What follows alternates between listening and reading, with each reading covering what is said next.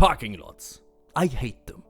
It is one of the most inconvenient places to optimize, because the initial thought to save time ends up spending time. The goal in a game of parking lot is to get as close to the entrance as possible with the least amount of time spent. The further away, the more time we spend walking back and forth, and if we have to carry something like groceries, additional work is required. In order to win at parking lot, many try the bold approach and drive directly to the front, ignoring every open spot they pass in hopes of getting a perfect score. But sadly, most of the time this won't happen, because it is the meta game, meaning the majority follows this strategy. So the chance of success is slim, and most of the time we have to look for another spot once we face the entrance and release a sigh of disappointment. A good idea might be to drive to the last open spot we saw, but this means we have to circle around the grid, not only investing time to get to the desired location, but also running the risk that the spot is already taken once we get there. In this case, we are pretty much screwed and have to go for a backup plan. But first, let's go one step back. Instead of directly driving to the one spot we remembered, we can also look out for spots that might be closer. So now the premise changes into the first spot we find on our way back. This can be harder than expected, because this is what everybody who didn't get a first row seat does. Maybe we are lucky, or we might end up going for the last seen spot after all.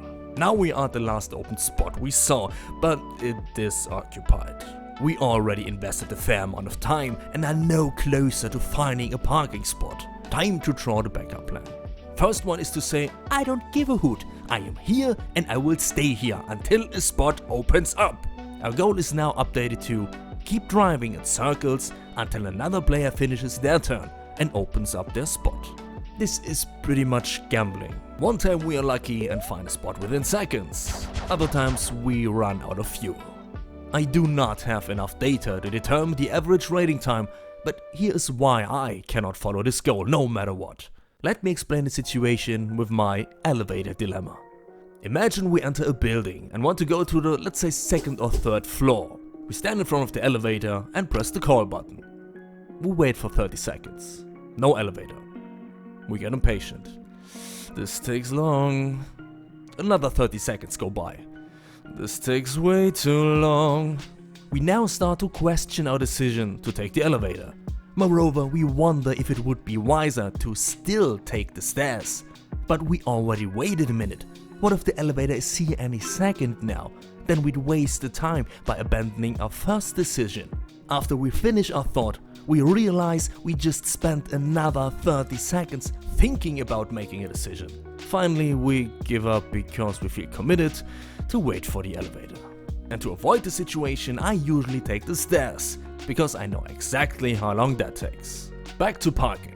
What other backup plan could we use now that it's clear that we won't wait? Well, simply put, drive to the area where no one wants to park. I discovered a weird pattern here. People tend to prefer to have a clear vision of the building they want to enter.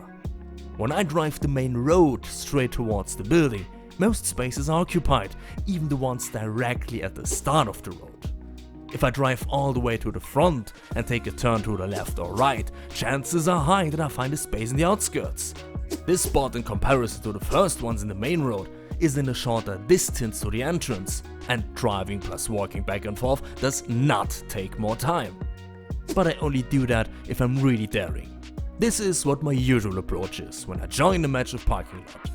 I try to get to the spot that is closest to the destination. Most people do the same as we discussed, but I follow one important rule while doing so. I park in the closest spot that is within my eyesight. On entering a parking lot, I quickly scan the vicinity and try to find the closest available spot that I can see. While driving there, I keep searching for more spots that might be even closer.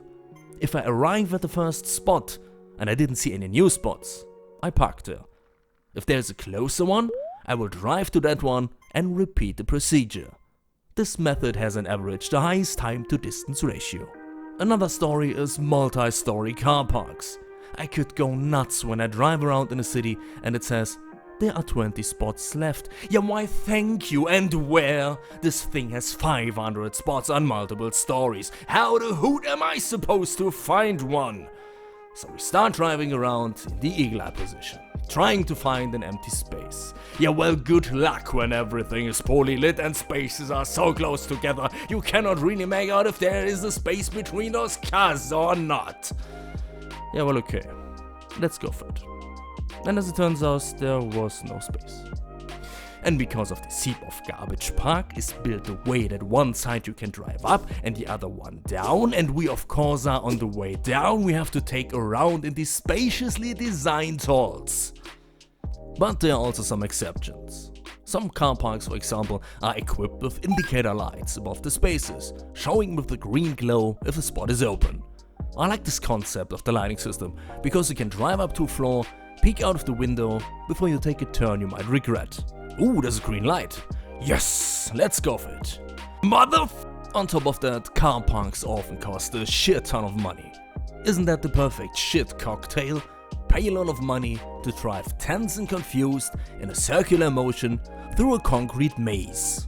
I personally try to avoid car parks and usually park way outside of where I want to be and walk.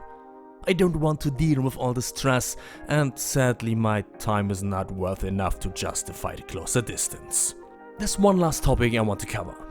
The surrounding area of a potential parking spot. That can reach from, whoa, that's a big ass puddle, to, I bet I can get in this spot, but most likely never out. Were you ever happy to find a parking space and on closer inspection realize, there's not much space between my car and the next one? The person might have problems getting into their vehicle. What if they are very tall? Or maybe old and rusty? That would be very rude of me. Or what if the person is mad and decides to relieve their anger caused by the inconvenience I imposed on them on my car? Or what if... I think I'll look for another spot. Those are real thoughts I have, and reasons why I sometimes drop a closer space. It is not only that I am afraid someone else could do something unfortunate, but I also could create an inconvenience for others. Personally, I am really laid back when it comes to such scenarios. I even entered my car through the trunk one time. But I want to park as efficient as I can. I correct my position multiple times if needed, and even get back into the car if I see a flaw when walking off. Would you leave your car in such a space without any concerns? Oftentimes, it's just a matter of seconds not to be a French shower. It might cost us some seconds, but it could save others minutes. Think about it. Be efficient.